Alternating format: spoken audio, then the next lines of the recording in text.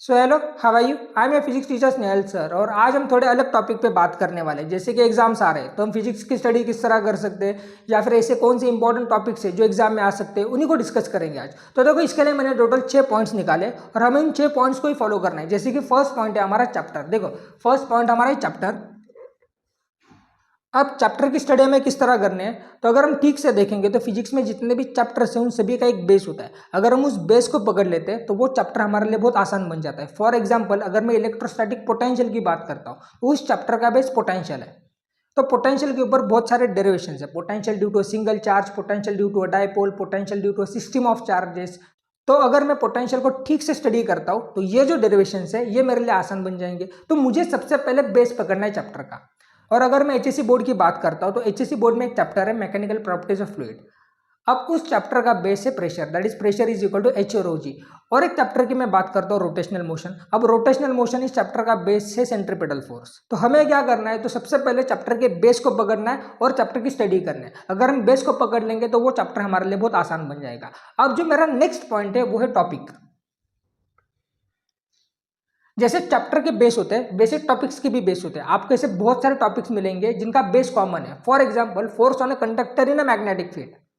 अब इस टॉपिक के ऊपर आपको बहुत सारे डेरिवेशंस मिल जाएंगे, जैसे कि torque acting on a rectangular coil in a magnetic field, या फिर force between two parallel current carrying conductors, या फिर मूविंग कॉइल गैल्वेनोमीटर। तो आपको क्या करना है, ऐसे टॉपिक्स पकड़ने हैं जिनका बेस सेम है। यहाँ पर और एक एग्जांपल देता हूं मैं। ट्रांसफार्मर की अगर हम बात करते हैं तो ट्रांसफार्मर एक डिवाइस है जिसका बेस म्यूचुअल इंडक्शन है। और म्यूचुअल इंडक्शन की स्टडी हम कहां पर करते हैं, तो इलेक्ट्रोमैग्नेटिक इंडक्शन में करते हैं। अब इलेक्ट्रोमैग्नेटिक इंडक्शन इस चैप्टर का बेस है फैराडेज लॉ। मतलब अगर आप मैग्नेटिक फ्लक्स को चेंज करते हो तो ये में प्रोड्यूस होगा। यह इलेक्ट्रोमैग्नेटिक इंडक्शन का बेस है। सिमिलरली, जैसे मैं चैप्टर के बेस बोल रहा हूँ, वैसे टॉपिक्स के भी बेस होंगे। आपको क्या करना है, तो टॉपिक के बेस को पकड़ना है। मतलब जितने भी टॉपिक्स जिनका बेस कॉमन है वो आपको पकड़ना है। अब उसके बाद हम बात करते हैं लॉज की। अब देखो, इतने सारे लॉज है क्लास 12 में, हमें सारे लॉज को करना है। क्यों? एटलीस्ट एक तो पूछा जाएगा। और वहां पर भी हमें फोकस कहां पे करना है, एक तो Gauss law, Biot Savart's law, ampere law, Coulomb's law. इनके ऊपर क्यों फोकस करना है? क्योंकि ये लॉज एप्लीकेशन बेस्ड लॉज है। इनके एप्लीकेशंस है Gauss's law, Biot Savart's law, ampere law and Coulomb's law.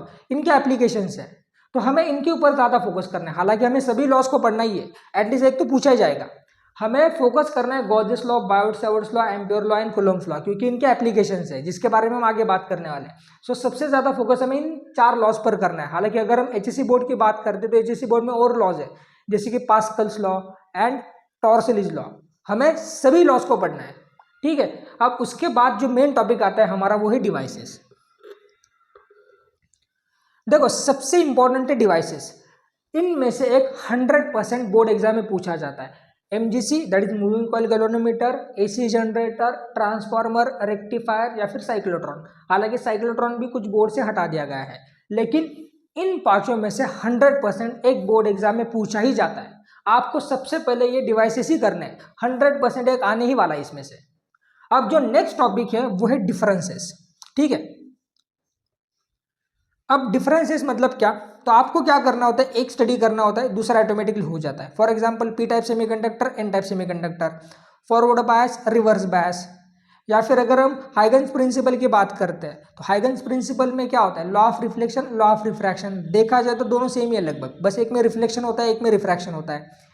उसके बाद अगर हम बात करते हैं तो गॉर्जियस लॉ के एप्लीकेशन है ना, electric field due to plane sheet, electric field due to long straight wire. देखा जाए तो दोनों सेम ही है लगभग। एक में हम क्या करते हैं, तो सरफेस चार्ज डेंसिटी का यूज करते हैं, और एक में हम क्या करते हैं, तो लीनियर चार्ज डेंसिटी का यूज करते हैं। डेरिवेशन सेम है दोनों के लिए। सो हमें क्या करना है, उसके बाद डिफरेंसेस के ऊपर फोकस करना है। ऐसे बहुत सारे आपको डिफरेंसेस मिल जाएंगे। और लास्ट इंपॉर्टेंट टॉपिक्स। अब इसके लिए आपको क्या करना है, तो प्रीवियस ईयर के क्वेश्चन पेपर निकालने हैं।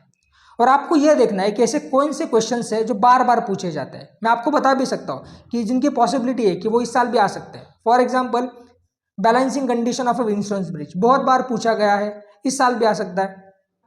उसके बाद अल्टरनेटिंग करंट्स है, AC through capacitor, AC through inductor, AC through resistor. उसके बाद हाइगन्स प्रिंसिपल के 2 applications, law of reflection, law of refraction. और भी पूछा जाता है वेव ऑप्टिक्स से। जितने भी कंडीशंस है सभी आपको करनी है। उसके बाद ये डिवाइसेस, जितने भी डिवाइसेस है ना सामने, वो सभी आपको करने हैं। उसके बाद फॉरवर्ड बायस, रिवर्स बायस बहुत बार पूछा जाता है। उसके बाद drift velocity and Ohm's law बहुत बार पूछी गई है, तो ये आपको करना है। तो इस तरह में फिजिक्स की स्टडी करने हैं। देखो जो भी मैंने टॉपिक्स बताए ना, उनकी पॉसिबिलिटी होती है कि वो आ सकते हैं, क्योंकि देखो वो बहुत बार पहले भी पूछे गए हैं। देखो सबसे पहले आपको क्या करना है, तो balancing condition of Winston bridge करने ही करने हैं, ये सारे डिवाइसेस करने ही करने हैं आपको। उसके बाद AC through capacitor, inductor and register. उसके बाद हाइगेंस प्रिंसिपल के law of reflection and law of refraction, इनकी पॉसिबिलिटी होती है कि वो आएंगे, या फिर वे ऑप्टिक्स से जितने भी कंडीशंस है वो आने ही वाले हैं। और क्या है, तो फॉरवर्ड बायस, रिवर्स बायस, ये बहुत बार पूछा गया है। ओहम्स लॉ का प्रूफ, ड्रिफ्ट वेलोसिटी, ये बहुत बार पूछे गए हैं, तो वो आ सकते हैं। तो हमें क्या क्या करना है, एक तो ये लॉस सारे करने, उनके एप्लीकेशन सारे करने, सारे डिवाइसेस करने, और जो कुछ टॉपिक्स मैंने अभी बताया आपको वो भी करने हैं आपको। तो सबसे पहले हम चैप्टर का बेस पकड़ेंगे, उसके बाद टॉपिक्स का बेस पकड़ेंगे, और उसके बाद जितने भी लॉज है वो, डिवाइसेस, डिफरेंसेस और इंपॉर्टेंट टॉपिक्स, 5 साल के क्वेश्चन पेपर निकालो, जो टॉपिक्स बार बार पूछे गए वो आपको करने हैं। So this is it today. अगर आपको वीडियो अच्छे लग रहे हैं तो प्लीज लाइक कर देना, चैनल को सब्सक्राइब कर देना, and thank you so much for your time.